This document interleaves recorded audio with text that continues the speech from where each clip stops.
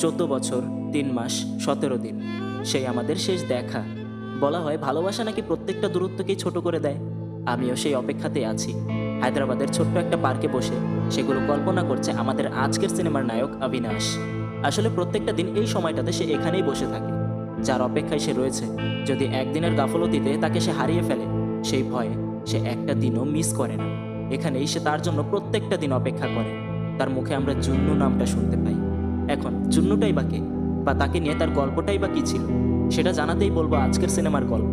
Movie দেখতে থাকো, বুঝতে পারবে সে কি চাইছে, কি হচ্ছে। এতটুকু জেনে রাখো, সে এখনো অপেক্ষা করছে তার জন্য।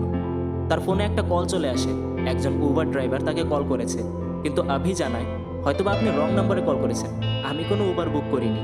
সে ফোন রাখতেই যাবে, তখনই হঠাৎ আভি ড্রাইভারের দিক থেকে ফোনে একটা সুর শুনতে পায়।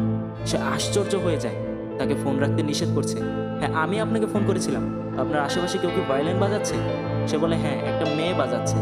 আভি অস্থির হয়ে তাকে বলে, আপনি শুধু এতটুকু বলুন জায়গাটার নাম কি, হয়তোবা আজকে তার সেই হারিয়ে যাওয়া মানুষটাকে সে খুঁজে পেয়ে যাবে। কিন্তু ওদিক থেকে ঠিকানা বলতে বলতেই এক ছিনতাইকারী তার মোবাইলটাকে নিয়ে দৌড়ে পালায়। সে হতবাক, পেছন দিকে দৌড় শুরু করে শুধুমাত্র ঠিকানাটা জানার জন্য। একটা তুমুল চেজিং সিন দেখতে পাই আমরা। সত্যি বলতে এরকম অ্যাকশন চেজিং সিন খুব কম সিনেমাতেই দেখা যায়। এভাবে দৌড়াতে দৌড়াতে তার পেছনে পেছনে একটা মেট্রো স্টেশন পর্যন্ত পৌঁছে যায় সে। ছিনতাইকারী ট্রেনে ঢুকে পড়ে। তার পিছে পিছে মেট্রো ছেড়ে দেওয়ার আগ মুহূর্তে আভি নিজেও একটা বগিতে ঢুকে পড়ে। ছিনতাইকারীকে পেয়ে যায় ঠিক আছে, সে পালিয়ে যেতে ধরে। কিন্তু তখনই আভি তার কাছে হাত জোর করে রিকোয়েস্ট করে, ভাই তুই মোবাইল নিবি, নিয়ে যা, শুধু আমাকে রিসেন্ট নাম্বারটা বলে দে, শুধুমাত্র নাম্বারটা চাই আমার। ছিনতাইকারী অবাক, ভয় ভয়ে তাকে নাম্বারটার কয়েকটা ডিজিট বলে দেয়। কিন্তু এতক্ষণে স্টেশনে ট্রেন থেমে যায়, তাই অপরদিকে সে পালিয়ে যেতে ধরে। কিন্তু এবার আভির মাথা আরও গরম হয়ে যায়, তাকে ধাওয়া করতে থাকে। এক সময় তার শার্ট ধরে টান দিলে পেছনে তার পিঠে একটা কাটার দাগ দেখে সে অবাক। ফ্ল্যাশব্যাকের একটা ঘটনা মনে পড়ে যায় তার, তাকে এখনও ধাওয়া করছে। অবশেষে তাকে হাতে নাতে পেয়ে লাস্ট নাম্বারটা তাকে জিজ্ঞাসা করছে।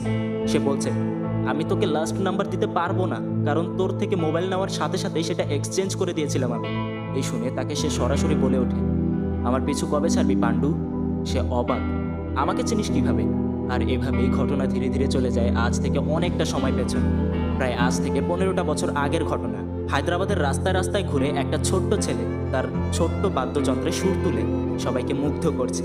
আর সবাই খুশি হয়ে তাকে যা দিচ্ছে সে সেটাই গ্রহণ করছে। হ্যাঁ, এটাই হলো প্রায় 15 বছর আগের অবিনাশ। মূলত তখন তার এই অবিনাশ নামটা ছিল না, তার নাম ছিল সিনু। ছোটবেলা থেকেই জানে না তার বাবা মা আসলে কে। আজ পর্যন্ত একটা এতিমের মতো এভাবেই দিন কাটিয়ে এসেছে সিনু। তবে আজকের দিনটা ব্যতিক্রম, কারণ পানিপুরি খেতে এসে সেখানে দূর থেকেই কারো আশার আভাস পায় সে। আর সেই প্রথম সিনুর সাথে জুন্নুর দেখা হয়েছিল। আগে ওকে দিয়ে দিন, তারপর আমাকে দিন। পানিপুরিওয়ালা যখন জুন্নুকে পুরি দেয়, সে বলে, আগে আমাকে পানি দিন, তারপর পুরি দিন। এখন সবাই যেভাবে খায় তার খাওয়ার স্টাইলটা একটু ব্যতিক্রম। সে ওই পুরিটাকে সম্পূর্ণ গুঁড়ো গুঁড়ো করে তারপর খায়। পানিপুরিওয়ালা নিজেও অবাক, এভাবে তো কাউকে খেতে দেখিনি। যাই হোক, সিনুকে এসে বলে, তুমি কি এটাকে সাথে নিয়ে ঘুরো নাকি বাজাতেও পারো? যেটা শুনে সে তাড়াহুড়ো করে সেটাকে বাজাতে শুরু করে। প্রথমে শাহরুখ খানের একটা গানের নকল করে, তারপর আবারও আরেকটা শাহরুখ খানের গানের নকল করে। জুন্নু তাকে বলে, আসল মজা তো সেখানে যদি তুমি নিজের কোনো একটা সুর তৈরি করো। এই বলে খাওয়া দাওয়া শেষ করে সে চলে যায়।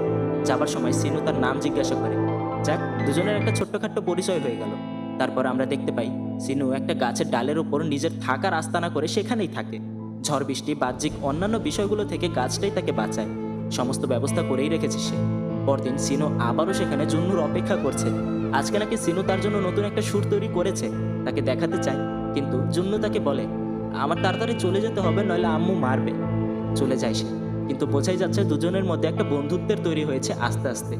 ওদিকে দেখা যায় জুন্নু খুবই বড়লোক পরিবার থেকে বিলং করে। আর জানা যায় তার আসল নাম জুন্নু নয়, প্রিয়া। স্কুলে যাওয়ার সময় ঠিক ওই রাস্তাটাতেই জুন্নু খেয়াল করে তাদের গাড়ির বাইরে সিনু তার বাদ্যযন্ত্রে সুর তুলছে, কিন্তু সেই একই শাহরুখ খানের সুর। ভেতর থেকে জুন্নু তাকে দেখতে পাচ্ছে, কিন্তু বাইরে থেকে সিনু তাকে দেখতে পাচ্ছে না। জুন্নু তার চাচার কাছে বলে 100 টাকা নিয়ে জানালা অল্প একটু খুলে বাইরে সিনুকে দিয়ে দেয়, কিন্তু সিনু এটা জানে না যে এই টাকাটা তাকে কে দিল। পরদিন জুন্নু সিনুর ওই গাছে তার সাথে দেখা করতে আসে। সে তাকে চোখ বন্ধ করতে বলছে। সে চোখ বন্ধ করলে দেখা যায় সিনু তার জন্য চুড়ি কিনে এনেছে। তখন জুন্নু তাকে বলে, তোমার হাত দেখি। আমি জ্যোতিষীদের মতো হাত দেখে ভবিষ্যৎ বলতে পারি। তোমাকে ওই চৌরাস্তার মোড়ে একজন 100 টাকা দিয়েছিল, তাই না? সে বলে, হ্যাঁ। অবাক হয়ে যায়। আরও বলে, তুমি কাল থেকে রোজ ওই জায়গায় ওই গাড়ির সামনে গিয়ে গান গাইবে, আর প্রতিদিন তোমাকে সে 100 টাকা দেবে। তাহলে তোমার কষ্ট করে রোদে রোদে ঘুরতে হবে না। সে বিষয়টাতে একটু সন্দেহ প্রকাশ করে, কিন্তু জুন্নু তাকে প্রমিস করিয়ে নেয় যে প্রতিদিন সকাল 7:30টায় সে ওই জায়গায় থাকবে। ধীরে ধীরে এভাবেই সময় যাচ্ছে। খেলার সময়গুলোতে জুন্নুর সাথে সিনুর বন্ধুত্বটা আরও ভালো হচ্ছে। কখনো ম্যাজিক শো, কখনো বা মেলাতে একসাথে ঘুরে বেড়ায় তারা। একদিন দেখা যায় সিনুকে কে যেন মেরেছে। জানা যায় কয়েকটা ছেলেপেলেরা নাকি তাকে একা পেয়ে মারধর করে সমস্ত টাকা ছিনিয়ে নিয়েছে, এমনকি তার বাদ্যটার তার ছিঁড়ে ফেলেছে তারা। এই বিষয়টা শুনতে পেরে জুন্নু তার বাসায় এসে আলমারি খুলে একটা ছোট্ট ভায়োলিন বের করে নিয়ে আসে। সেটার তারগুলো নিজের হাতে করে নিয়ে যায় সিনুকে দেওয়ার জন্য। এখন সিনু খুব খুশি। সময় যাচ্ছে, তাদের বন্ধুত্ব আরও গভীর হচ্ছে। কিন্তু একদিন জুন্নুর বাবার ট্রান্সফার সার্টিফিকেট চলে আসে। তাদেরকে হায়দ্রাবাদ ছেড়ে চলে যেতে হবে। তার চোখে কেমন একটা চিন্তার ভাব দেখা গেল। সিনুর দেওয়া সেই চুড়িগুলোকে হাতে পরে এই শেষ স্মৃতিটুকুকে নিয়েই তার চলে যেতে হচ্ছে। রাস্তায় সে সিনুকে খোঁজার চেষ্টা করছে, যেন অন্তত তার সাথে তার শেষ দেখাটা হয়ে যায়, তার আশা পূরণ হয়। তবে সিগনালে সময় অনেকটা কম বাকি। সিনু যেরকম জুন্নুকে কথা দিয়েছিল ওই গাড়িটার সামনে প্রত্যেক দিনের মতো সে আজকেও ছুটছে। আর তার বাবার থেকে জুন্নু 100 টাকা নিয়ে ওটাতে নিজের নম্বর লিখে দিচ্ছে তাকে। তবে গাড়ি সিগন্যাল ছেড়ে দেওয়ার পর সামনে এগিয়ে যায়। সিনু দাঁড়িয়ে পড়ে, কিন্তু কিছুক্ষণ পরে গাড়ির জানালা খুলে একটা হাত তার দিকে সেই 100 টাকা উড়িয়ে দেয়। তার চিনতে আর বাকি রইল না, এটা হলো জুন্নু। যাবার সময় বলছে, আমাকে ফোন করবে কিন্তু, আমি তোমার অপেক্ষায় থাকবো। টাকাটা হাতে তুলে নিতেই কেউ একজন সেটাকে ছিনতাই করে দৌড়াতে শুরু করে। সিনু তার পেছনে পেছনে ছুটছে। কোনো এক সময় তার শার্ট ধরে টান দেওয়াতে তার ছিঁড়ে যায়। ছেলেটার পিঠে একটা কাটা দাগ দেখতে পায় সে। তবে এভাবে দৌড়ানোর কোনো এক পর্যায়ে দুর্ঘটনায় সিনু একটা গাড়ি অ্যাক্সিডেন্টের শিকার হয়। যে ছেলেটা টাকা নিয়ে দৌড়েছিল সে চলে যায়। বাকি রইল যে মহিলাটা গাড়ি চালাচ্ছিল সে। তার মুখ দেখে বোঝা যাচ্ছে সে ভয় পেয়ে আছে। হাসপাতালে তার হাজব্যান্ড যখন এখানে চলে আসে, সে তাকে ধরে কাঁদতে শুরু করে। আমি বুঝতে পারিনি কিভাবে কি হয়ে গেল, আমি তো ধীরেই গাড়ি চালাচ্ছিলাম। সে তাকে শান্ত করে সামনে এগিয়ে যায়। লক্ষ্য করে পুলিশ এখানে চলে এসেছে, কিন্তু সিনু তাকে কি বলছে সেটা তারা শুনছে না। তারা উল্টো তাকে শিখিয়ে দিচ্ছে। জিজ্ঞাসা করলে তুমি এমনটা বলবে যে ওই মহিলা আমাকে মেরেছে। তবে সিনু সেটাতে রাজি হচ্ছে না। যা হয়েছে সেখানে শুধুমাত্র আমার দোষ, এটা সে স্বীকার করছে। আর শুধুমাত্র তার 100 টাকার নোট চাইছে, যেখানে নম্বরটা লেখা ছিল। আর এই সমস্ত বিষয় লক্ষ্য করছে ওই মহিলার হাজবেন্ড। তার নাম হলো প্রকাশ। ভালোই একজন বিজনেসম্যান, বড়লোক। সত্য মিথ্যার মাঝে এরকম সততা দেখার কারণে ছেলেটার প্রতি সে খুশি হয়। পুলিশ চলে গেলে সেখানে গিয়ে তার কোথাও অসুবিধা হচ্ছে নাকি জিজ্ঞাসা করলে সে উল্টো তাকে বলে, আমার কথা বাদ দিন, আন্টি কেমন আছে তাকে চিন্তা করতে নিষেধ করুন, আমার কিচ্ছু হয়নি। সে আরও খুশি হয়। সিনুকে সুস্থ দেখতে পেয়ে আগেই ক্ষমা চেয়ে নেয় তার কাছে। তবে সিনু তাকে চিন্তা করতে নিষেধ করছে। সিনুকে তারা নিজেদের বাড়িতে নিয়ে আসে যেন তার কোনো কিছুতে সমস্যা না হয় এজন্য। এইভাবে সময় যাচ্ছে। এক রাতে প্রকাশ তার স্ত্রীকে বলে, ওপরওয়ালা হয়তো চাইছে সিনুকে আমরা আগের অবস্থায় ছেড়ে না দিই। আমাদের কোনো সন্তান নেই, কেমন হবে যদি সিনুকে আমরা দত্তক নেই? তার বাবা মার দরকার, আর আমাদের দরকার এক সন্তান। প্রকাশের স্ত্রী এতে খুব খুশি, কিন্তু সিনুর কাছে অনুমতি নেওয়াটা আগে দরকার। একটু ঘুরিয়ে পেঁচিয়ে অবশেষে সিনুকে সে জিজ্ঞাসা করে ফেলে, আমরা তোমাকে নিজেদের সাথে রাখতে চাই, তুমি কি থাকবে আমাদের সাথে? দেখা যায় এতে সেও রাজি। এভাবে চলছে সময়। সিনুর একটা বার্থ সার্টিফিকেট তৈরি করা হয়, যেখানে তার বাবা মায়ের পরিচয় রয়েছে। আজ থেকে তার নাম সিনু নয়, অবিনাশ। ওদিকে জুন্নু আর এদিকে সিনু দুজনেই একে অপরের জন্য অপেক্ষা করছে কবে আবারও তাদের দেখা হবে। কিন্তু মাঝখানের ব্যবধান অনেক। কেউ জানে না অপরজন কোথায়। সিনু তার নতুন পরিবারের সাথে ধীরে ধীরে অভ্যস্ত হয়ে গিয়েছে। নিজের সন্তানের মতো বলা যায়, তার থেকেও বেশি যত্নে তারা সিনুকে মানুষ করছে। সিনু জুন্নুকে যে কথা দিয়েছিল সেই কথা এখনও সে রাখছে। প্রতিদিন ওই সময়টাতে ওই রাস্তার মোড়ে গিয়ে সে বসে থাকে।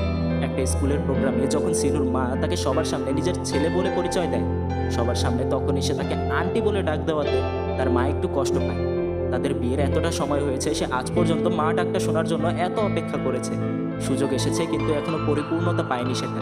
এখন যেন তার ধৈর্য আর মানতে চাইছে না। তবে প্রকাশ তাকে সান্ত্বনা দেয়, ওকে নিজের মতো থাকতে দাও, চিন্তা করো না, অভ্যস্ত হতে দাও।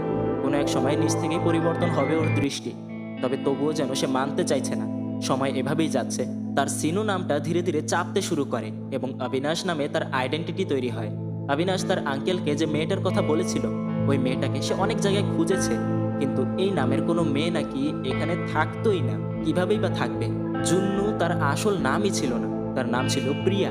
তাছাড়াও যে পার্কে ছোট থেকে অবিনাশ বড় হয়েছে, সেই পার্কের জায়গায় নাকি একটা ইন্ডাস্ট্রিয়াল স্ট্রাকচার তৈরি করা হবে, সেজন্য সেটাকে ভেঙে ফেলা হয়েছে। সেই শুনতে পেরে অভি ছুটে যাচ্ছে।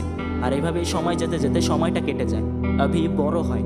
আবার গল্পের শুরুতে যে মেয়েটাকে আমরা দেখেছিলাম, যে নাকি অভির ছোটবেলায় বাজানো সুরটা বাজাচ্ছিল, সে অন্য কেউ নয়, জুন্নুই ছিল, বা বলা যায় প্রিয়া। এখন থেকে সিনুকে অবিনাশ, ছোট করে অভি, আর জুন্নুকে প্রিয়া বলেই ডাকা হবে। অভি তার আঙ্কেল আন্টির সাথে নিজের ছেলের থেকেও বেশি ক্লোজ হয়ে গিয়েছে। আর ওদিকে আমরা প্রিয়াকে দেখতে পাই, যে নাকি এখনও তার ছোটবেলার সেই সিনুর জন্যই অপেক্ষা করছে। তার দেওয়া সেই চুড়িগুলো এখনও সে যত্নে রেখেছে, কিন্তু ছোট হয়ে গিয়েছে তাই পড়তে পারে না। তবে সেগুলোকে নতুন করে নিজের হাতের মাপে তৈরি করে নিল সে। দুজনেই দুজনের দিক থেকে এখনও অপরজনের জন্য অপেক্ষা করছে। কবে শেষ হবে এই অপেক্ষা? এখনও প্রিয়া নিজের মোবাইলে যখন ফোন চলে আসে, রিসিভ করার পর প্রায় সময়তেই আশা করে সিনু তাকে কল করবে, কিন্তু সেটা প্রতিবারই ভুল প্রমাণিত হয়। একদিন অভি তার মায়ের সাথে শপিং করে বাড়ি ফিরছিল। কোনো এক কারণে অভি পেছনে পড়ে যায়, আর তার মা সামনে এগোতে থাকে, এবং ঘটনাচক্রে একটা ঢালের ওপর থেকে একটা প্রাইভেট কার গড়িয়ে পেছন দিকে অভির মাকে চাপা দিতেই চলেছে। এই মুহূর্তে বিষয়টা লক্ষ্য করতে পেরে অভি তাকে সজোরে ডাক দেয়। তবে এবার তার মুখ থেকে আন্টি শব্দটা আসেনি, এসেছে মা শব্দটা, যা শুনতে পেরে অভির মা যেন সেখানেই থমকে যায়। তাকে সেখান থেকে বাঁচানোর পর তার ওপর চেঁচামেচি করছে, পাগল হয়েছো নাকি, আশেপাশে নজর রাখতে পারো না? কিন্তু সে তো এই খুশিতে কুল কিনারা পাচ্ছে না। এই প্রথম অভি তাকে মা বলে ডেকেছে। পরবর্তী বিষয়গুলোতেও তাকে সে প্রত্যেকবার মা বলেই সম্বোধন করেছে। আসলে এই দুর্ঘটনা তার ডাকের মধ্যে কখন যে পরিবর্তন করে ফেলেছে সে বুঝতেও পারেনি। ওদিকে প্রিয়া জানতে পারে তার বাবার নাকি আবারও ট্রান্সফার হয়েছে। তারা আবারও চিন্তা করছে, এত ট্রান্সফার হয় তোমার? কিন্তু প্রিয়ার মা খুশি হয় এটা জেনে যে তার নাকি আমেরিকায় ট্রান্সফার হয়েছে। যাই হোক, এতে করে প্রিয়া খুশি হবে না, এটা স্বাভাবিক। তার বাবাকে গিয়ে বলে, বাবা আমি আমার জন্মস্থানটা ঘুরে আসতে চাই একবার। হায়দ্রাবাদ থেকে সেই এখানে আসার পর আর কখনো যাওয়া হয়নি। আসলে সে যেতে চায় একটা শেষ সুযোগ হিসাবে, যদি সে তার হারিয়ে যাওয়া সিনুকে পেয়ে যায়। তাছাড়াও তার বান্ধবীর নাকি আগামী 10 দিনের মধ্যে বিয়ে। বিশেষ করে এই বাহানায় সে তার বাবাকে রাজি করিয়ে নেয়। আবার ওদিকে অফিস থেকে অভি তার আঙ্কেলকে বাড়ি নিয়ে যাচ্ছে। আসার সময় তার সিগারেট খাওয়া দেখে তাকে নিষেধ করছে, কবে ছাড়বে তুমি এগুলো বলো তো? এভাবে এখানে কথায় কথায় কখন যে অভি তাকে বাবা বলে ডেকে দেয় সে নিজে বুঝতে না পারলেও প্রকাশ এই বিষয়টায় এতটা আনন্দিত আর কখনো সিগারেটে হাতও দেবে না এই প্রতিজ্ঞা করে বাড়িতে আসার পর। অভির মা যখন প্রকাশের চোখে জল দেখে সেও বুঝে যায় অভি তোমাকে বাবা বলে ডেকেছে, তাই না? সে স্বীকার করে। দুজনেই খুব খুশি আজ। এভাবে আরও কয়দিন কেটে যায়। মূলত আমাদের মুভিটা এখান থেকেই শুরু হয়েছিল, যেখানে আমরা অভির জিজ্ঞাসা করার সেই লোকেশনটা শুনতে শুনতে তার মোবাইলটাকে ছিনতাই হতে দেখি, এবং এত ছোটাছুটির পর পাণ্ডুকে ধরতে দেখি। সে বলছে, আমি বুঝতে পারছি না আমার সাথে যা হয়েছে সেজন্য তোকে ধন্যবাদ দেব, নাকি তোর কারণে যত কষ্ট পোহাতে হয়েছে সেজন্য তোকে মারতে শুরু করব। পাণ্ডু বলে, আরে বেটা তুই সেদিন বেঁচে গিয়েছিলি, তোর বিষয়টা আমি বুঝেছি। আগে জানলে কখনোই এই কাজটা করতাম না। চিন্তা করিস না, তোর মোবাইল আমি চুরি করেছি, সেটা ফিরিয়ে দেওয়ার দায়িত্বটাও আমার। সে কল লাগায়, কিন্তু জানা যায় মোবাইল নাকি সিস্টেমের মধ্যে ঢুকে পড়েছে। আসলে পুরো হায়দ্রাবাদে যত রকমের মোবাইলের ছিনতাই হয় সেটা নিয়ে তাদের একটা ব্রাঞ্চ। এরকমই অনেকগুলো চোরাই মোবাইলের আলাদা আলাদা ব্রাঞ্চ আছে তাদের। চুরি হওয়া ফোনগুলোকে 1 ঘন্টার মধ্যে এরকমভাবে সেট করা হয় যেখানে একদম ফ্রেশ নিউ একটা ফোন হিসেবে এটাকে মার্কেটে সাপ্লাই দেওয়ার ব্যবস্থা করা হয়। তবে সে তার মোবাইল ফিরে পাওয়ার ব্যবস্থা করবেই, এজন্য তাকে ওই স্থান পর্যন্ত নিয়ে যায়। তবে যাওয়ার পর পাণ্ডুর উপর তার অনেক রাগ হচ্ছে, এখানে তোর আসাটাই নিষেধ, আরেকজনকে নিয়ে আসলি কিভাবে তুই? শাটার সে বন্ধ করে দেবে। সেই মুহূর্তেই অভি নিজের ফর্মে চলে আসে, তাদেরকে মারতে শুরু করে। মারতে মারতে ভেতরে ঢুকে যায়, কিন্তু আসলে তার মোবাইল এখান থেকে অনেক আগেই চলে গিয়েছে। তার পেছনে গুন্ডা পড়ে যায়, তাদের সংখ্যা অনেক বেশি, তাই সে পালাতে শুরু করে। চরম একটা ফাইটিং সিন। আসলে বলা যায় এরকম ন্যাচারাল ফাইটিং সিন খুব কম মুভিতেই দেখা যায়। কোনো এক সময় তাদের প্রত্যেককে কৌশলে নিজের আয়ত্তে করে ফেলে সে। অবশেষে একটাকে জব্দ করে জিজ্ঞাসা করছে, আমার ফোন কোথায়? সে জানায় একটু আগেই প্যাকেজকৃত সমস্ত মোবাইল পাঠিয়ে দেওয়া হয়েছে অন্য একটা স্টেটে। সমস্ত ইনফরমেশন তার কাছ থেকে নিয়ে সেখানে তারই বাইক নিয়ে সে বেরিয়ে পড়ে। বাইক নিয়ে ফুল স্পিডে ট্রাক পর্যন্ত পৌঁছে যায় সে, কিন্তু তার পেছনে তাদের লোকেরা পড়ে আছে। কৌশলে একে একে 2টা গাড়িকেই একদম ধ্বংস করে শেষে অভি ট্রাকের ছাদে উঠে ড্রাইভার পর্যন্ত পৌঁছে যায়, এবং ঘটনাচক্রে ট্রাক এখানে দুর্ঘটনায় উল্টে যায়।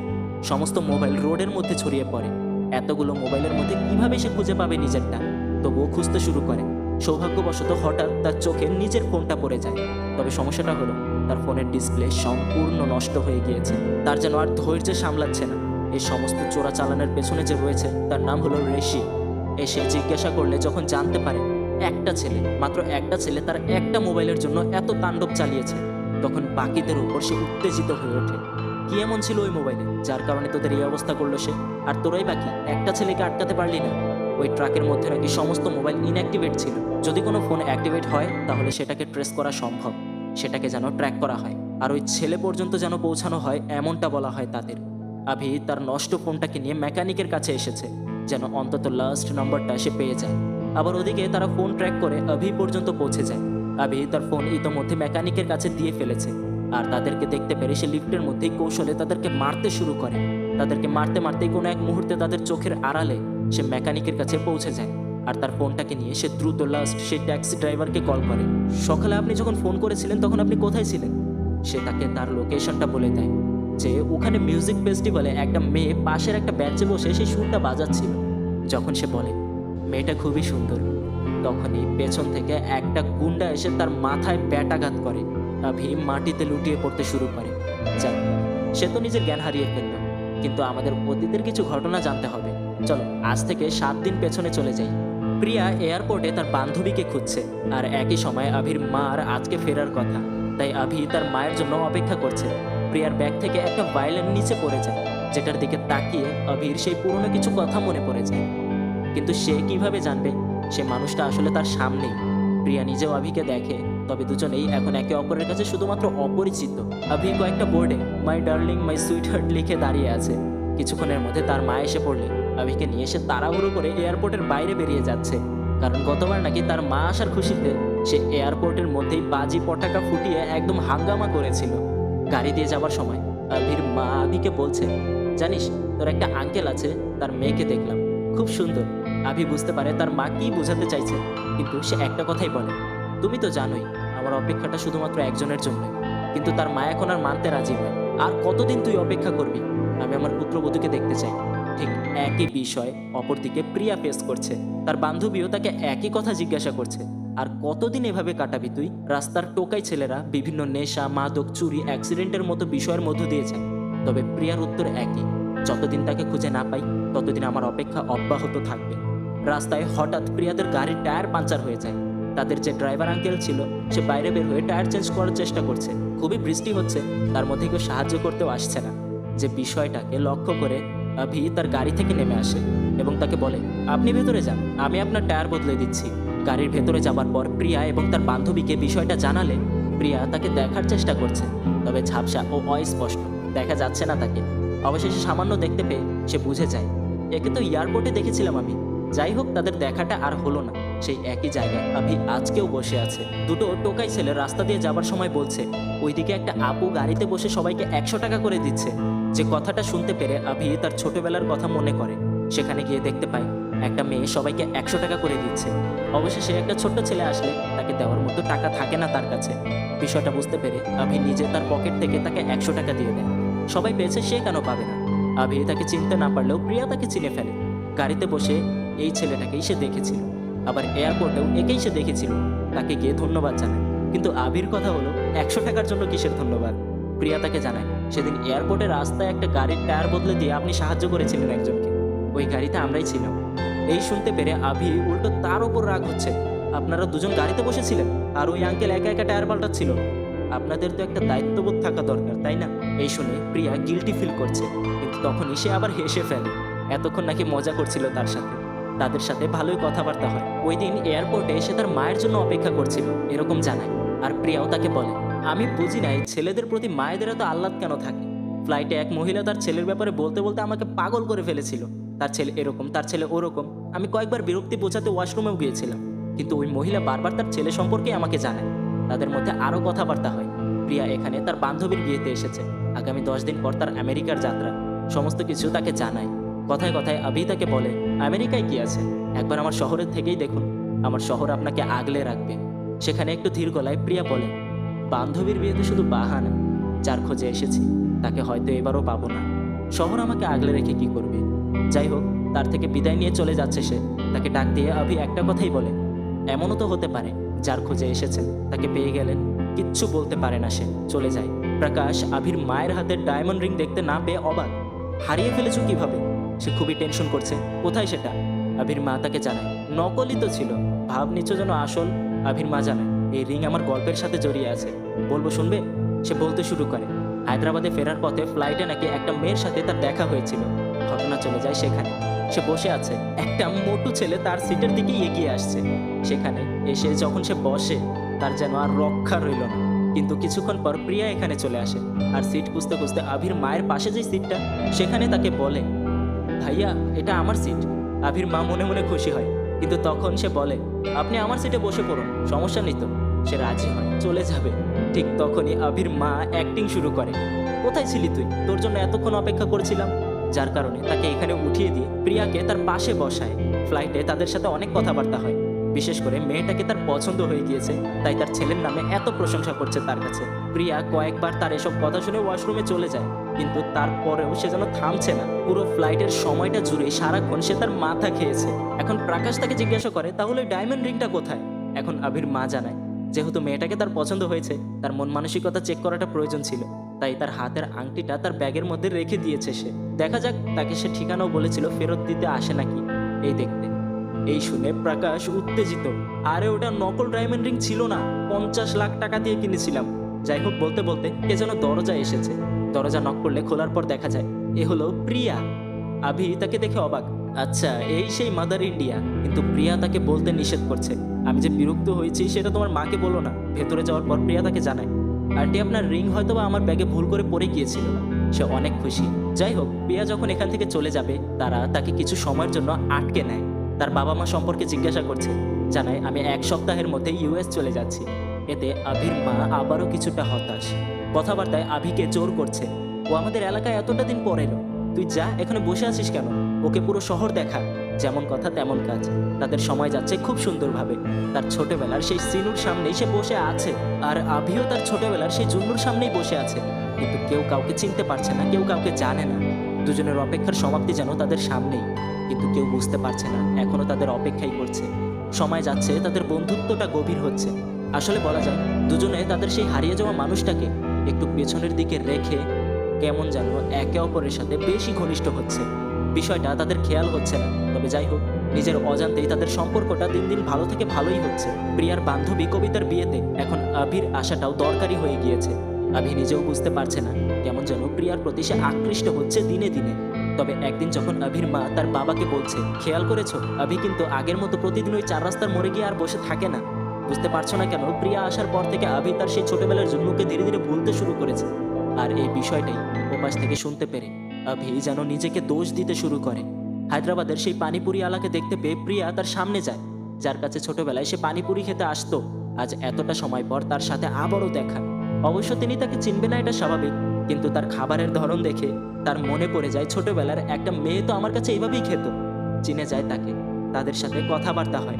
প্রিয়া তাকে সিনুর ব্যাপারে জিজ্ঞাসা করে, তবে যে কথাটা সে শুনতে পায় তাতে যেন তার মধ্যে উথাল পাথাল শুরু হয়ে যায়। সে তাকে জানিয়েছে ছেলেটা একটা অ্যাক্সিডেন্টের শিকার হয়েছিল, আর তারপর থেকেই তাকে পরবর্তীতে আর কখনো দেখা যায়নি। প্রিয়ার ভেতরে যেন ঝড় উঠে গেল। সে তার রুমে এসে তার ভায়োলিন বের করে ছোটবেলার তার শেখানো সেই সুরটাকে আবারও বাজানোর চেষ্টা করছে, কিন্তু নিজের মনের এই উথাল পাথাল সময় সে যেন কুলকিনারা খুঁজে পাচ্ছে না। যখন এখানে সিনুর অস্তিত্বে প্রশ্ন তোলা হয়, সেখানে যেন এই সুরটাও তার মধ্য থেকে হারিয়ে যাচ্ছে। কিন্তু না, তাকে সে হারাতে দেবে না, তার বিশ্বাস অবশ্যই কোথাও না কোথাও আছে সে। এই ঘটনার পর থেকে অনেক দিন পার হয়ে যায়, আভি এবং প্রিয়া একে অপরের সাথে দেখা করছে না। একদিন আভির মা প্রিয়াকে কল করে জানায়, তোমাকে এখন দেখতে চাই আমি, প্রায় 6 দিন হয়ে যায় তোমার কোনো খোঁজ খবর নেই। এখন তার কথা রাখতে সে চলে আসে তাদের বাসায়। কিছুটা সময় কথাবার্তা হবার পর অবশেষে তাকে বলে, যেহেতু 3 দিন পর তুমি আমেরিকা চলে যাচ্ছ, তোমার কাছে আমার একটা শেষ প্রশ্ন ছিল, এখনই করে রাখা ভালো, আমার ছেলেকে কি তুমি পছন্দ করো? প্রিয়া কিছুটা ঘাবড়ে যায় আর বলে ওঠে, আন্টি আমি পছন্দ করি তাকে, কিন্তু আমার মনে অন্য কেউ আছে। এই বলে কি বলবে বুঝতে পারছে না, সেজন্য চলে যেতে ধরে। আভি তার মাকে বলে, কি বললে তুমি? মেয়েটা কত খুশি খুশি এসেছিল, আমি ওকে ড্রপ করতে যাচ্ছি। গাড়িতে তাকে বলে, আমার মায়ের কথায় কিছু মনে করো না, পুত্রবধূকে দেখার জন্য ব্যাকুল হয়ে পড়েছে, তাই হয়তো এমনটা করেছে। প্রিয়াও তাকে সরি জানায়, আমার এভাবে বেরিয়ে আসাটা উচিত হয়নি। তবে যাই হোক, পরবর্তীতে তার বান্ধবীর বিয়েতে আভি এবং তার পরিবারকেও নিমন্ত্রণ করা হয়। সেখানে গানের অনুষ্ঠানে তারা আবারও যেন একে অপরের কাছাকাছি আসতে শুরু করে। আসলে মনের অজান্তে আভি এবং প্রিয়া একে অপরকে ভালোবেসেছে, কিন্তু নিজেদের যেন সামনে এগোতে দিতে পারছে না, শুধুমাত্র একটা অপেক্ষার কারণে। কেমন একটা পরিস্থিতি, তাই না? দুজনে জানেও না তারা যেদিকে হাঁটছে সেটাই তাদের অপেক্ষার শেষ হবার রাস্তা। সেটাই তাদের চাওয়া। কিন্তু তবুও আজ গল্পটা এত দূর, তারা দুজনে একে অপরের একটু বেশি কাছাকাছি এসে পড়ছে। কিন্তু তখনই কোনো এক সময় প্রিয়া এখান থেকে চলে যাওয়ার মুহূর্তে আভি যখন তার হাত ধরে বসে, তার হাতের বালাটা ভেঙে নিচে পড়ে যায়। মনে আছে ছোটবেলার সিনুর দেওয়া সেই চুড়িগুলো দিয়ে এই বালাটাকে সে তৈরি করেছে। আর এই বিষয়টাকে সহ্য করতে না পেরে আভিকে সে একটা চড় মেরে দেয়। আসলে আভি এটা বুঝতে পারেনি প্রিয়ার কাছে তার হাতের এই বালাটা কতটা গুরুত্বপূর্ণ।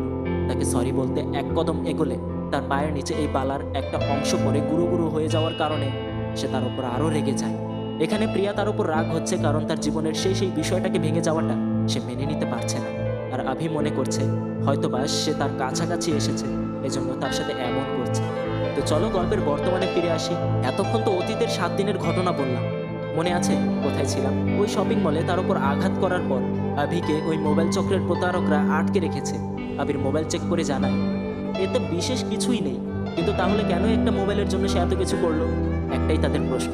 আভির জ্ঞান ফেরার পর সে নিচে তাকিয়ে দেখে তারা তাদের বন্দুকগুলোকে এবং সব অস্ত্রগুলোকে পার্টে পার্টে ডিসমেন্টেল করে রাখছে, যেন ট্রান্সপোর্টের সময় ধরা পড়ার সম্ভাবনা না থাকে। এখান থেকে তারা শিফট করবে। তারা কিভাবে বন্দুকগুলো ঘুরে রাখছে সে বিষয়টা আগে ভালো মতো খেয়াল করে নেয় সে, আর কৌশলে নিজেকে মুক্ত করার চেষ্টা করছে। অবশেষে নিজেকে মুক্ত করার পর তাদেরকে মেরে সে খেয়াল করে বাকিরা বন্দুকগুলো আবারও সেট করার চেষ্টা করছে। আভি নিজেও তাদের দেখা দেখি বন্দুক সেট করছে। সে পারে না, কারণ আজ পর্যন্ত সে কখনো বন্দুক হাতে নিয়েও দেখেনি। তবে তার চতুরতার কারণে তাদের আগেই সে বন্দুকটাকে আবারও সেট করে ফেলে আর তাদেরকে হুমকি দিচ্ছে নিজেদের বন্দুক নিচে রেখে দে। তাদেরকে ব্ল্যাকমেল করে একটা কন্টেইনারের ভিতরে ঢুকিয়ে বাইরে থেকে তালা মেরে দেয় এবং যথাসম্ভব দ্রুত ছুটতে ছুটতে হায়দ্রাবাদের সেই লোকেশন পর্যন্ত পৌঁছে যায়, যে লোকেশনের কথা ওই ট্যাক্সি ড্রাইভার তাকে বলেছিল, যেখানে তার হারিয়ে যাওয়া ওই সুরটাকে একটা মেয়ে বাজাচ্ছিল। ওই লোকেশনে চলে আসার পর তার সাথে দেখা হয়ে যায় প্রিয়ার। প্রিয়া তার কাছে ক্ষমা চাইছে, তাকে সমস্ত বিষয় খুলে বলে, তোমার প্রতি আমার কোনো রাগ ছিল না, আমি এখানে এসেছিলাম শুধু তোমার অপেক্ষায়। যদি কাল সকালে চলে যেতাম তাহলে আফসোস রয়ে যেত, কেন ক্ষমা চাইলাম না তোমার কাছে। সমস্ত কথা বুঝতে পেরে আভি দ্রুত সেখানে একটা দোকানে গিয়ে তার জন্য সে লাল রঙের চুড়ি কিনে আনে। তোমার সময় ভালো কাটে এই উইশ করে চলে যায় এখান থেকে। এখানে যত মিউজিক ইনস্ট্রুমেন্টের দোকান আছে সমস্ত দোকানে গিয়ে জিজ্ঞাসা করছে একটা মেয়ে সকালে এখানে ভায়োলিন বাজাচ্ছিল, কিন্তু দোকানদার তাকে কিভাবে বলবে সারাদিনে তার কাছে কত কাস্টমার আসে তার হিসাব ছাড়া। আভি তো এটাও জানে না একটু আগেও তার উদ্দেশ্যকে সে পিছনে ফেলে আসলো। আভি তার দোকানে একটা ভায়োলিন হাতে তুলে নিয়ে তাকে সেই সুরের অল্প একটা অংশ নিজে বাজিয়েও শোনে, কিন্তু তবুও সে বলতে পারছি না কে ছিল, যার কারণে সে তার ছোটবেলার ওই সুর সম্পূর্ণটা বাজাতে শুরু করে আর খুব সজোরে বাজাচ্ছে সেটাকে, যা চলে যায় প্রিয়ার কানে। প্রিয়া খুঁজতে শুরু করে কোথা থেকে আসছে এই সুর, কে বাজাচ্ছে, কিন্তু খুঁজে পাচ্ছে না তাকে। মনে আছে যে টাকাতে প্রিয়া নিজের নম্বর লিখে দিয়েছিল তাকে? আজ এতটা বছর পর সেই টাকা হাত ঘুরতে ঘুরতে সেই একই স্থানে উড়ে গিয়ে আভির সামনে এসে পড়ে। সে এক দেখাতেই চিনতে পেরে যায় এটাই সেই টাকা। সেই 100 টাকায় নম্বরটা এখনো আছে ঝাপসা অবস্থায়। তার ফোনে নম্বরটা লিখে বারবার কল করছে, কিন্তু অপর দিক থেকে বারবার প্রিয়া কলটাকে কেটে দিচ্ছে, কারণ সে খুঁজে বেড়াচ্ছে তার ছোটবেলার সেই সিনুকে। তবে অবশেষে যখন প্রিয়া কল রিসিভ করে অস্থির গলায় আভি তাকে বলছে, হ্যালো জন্য, তুমি আমাকে 100 টাকার একটা নোটে নম্বর লিখে দিয়েছিলে, একসাথে আমরা পানিপুরি খেতাম, মনে আছে? আর অপর দিক থেকে তখন প্রিয়া তাকে বলে, এত দেরি কেন করলে সিনু? 14টা বছর লেগে গেল তোমার ফোন করতে, তাদের মধ্যে কথাবার্তা হচ্ছে, কোথায় তুমি? দুজনে জানতে পারে তারা নাকি একই লোকেশনে আছে, কিন্তু এই বলতে বলতেই ফোন বন্ধ হয়ে যায় তার। এখন যেন তার ধৈর্যের বাঁধ ভেঙে গেল। একটা মাত্র উপায় বাকি, সেই সুর বাজাতে শুরু করে সে। সবাই তার সুরে মুগ্ধ, কিন্তু যার জন্য সে বাজাচ্ছে সে এখনো আসেনি। অবশেষে এই ভিড়ের মধ্যে ঘুরতে ঘুরতে প্রিয়া দেখতে পায় এটা অন্য কেউ নয়, এতদিন যার সাথে সে এতটা সময় কাটিয়েছে, সিনুকে ভুলে যাবে এই ভয়ে যাকে সে ইগনোর করেছে, সেই আভি হলো তার হারিয়ে যাওয়া সিনু। সে বুঝতে পারে অজান্তে সে যাকে ভালোবেসেছে সেই তার হারানো উদ্দেশ্য, তার হারানো সেই সিনু। আভি নিজেও জানতো না যে প্রিয়ার সাথে সে এতটা দিন ছিল, যে প্রিয়াকে ইগনোর করতে চেয়েছিল সেই তার হারিয়ে যাওয়া জন্য, যার খোঁজে সে আজ সারাটা দিন ব্যাকুল হয়েছিল। প্রিয়াই হলো সেই মেয়ে। দুজনে আবারও ফেরত পেল তাদের হারানো সেই মানুষটাকে। ফিরে পেয়েছিল অনেকটা আগেই, তবে খুঁজতে লেগে গিয়েছে সময়। আর তেমন কিছুই বলার নেই, সিনেমাটা এখানেই শেষ। আসলেও একটা ব্যতিক্রমধর্মী গল্প ছিল এটা, কারণ আমরা অন্যান্য সিনেমাগুলোতে যেখানে স্বাভাবিকভাবে দুজনের মধ্যে ঘটে যাওয়া ঘটনাগুলো বা তাদের সামনে আসতে থাকা সমস্যাগুলোকে দেখতে পাই, সেখানে এই গল্পে টোটাল ভিন্ন চিত্র দেখানো হয়েছে। একে অপরকে ভালোবাসার পরেও যেন তারা সামনে এগোতে পারছিল না সেই অপেক্ষার কারণ। সিনেমাটা সম্পূর্ণ চলে গেল তাদের একে অপরের ভালোবাসাটাকে বুঝতে বুঝতেই। যাই হোক, কেমন লাগলো সেটা অবশ্যই লাইক করে জানাতে হবে। এরকম ব্যতিক্রম ধর্মী অন্য কোনো সিনেমা যদি তুমি দেখে থাকো তাহলে অবশ্যই আমাকে কমেন্টে জানাও, আমিও দেখি। নতুন হলে কি করছো, সাবস্ক্রাইব করবে কে? সাবস্ক্রাইব করো। আর এই যে বাঁ পাশে একটা ভিডিও ভেসে উঠেছে, যদি সময় থাকে দেখা শুরু করতে পারো। আর এই পর্যন্ত কয়জন দেখেছো জানি না, যে কয়জন দেখলে তাদেরকে আমি ভেতর থেকে ধন্যবাদ জানাচ্ছি। আজকের জন্য বিদায়।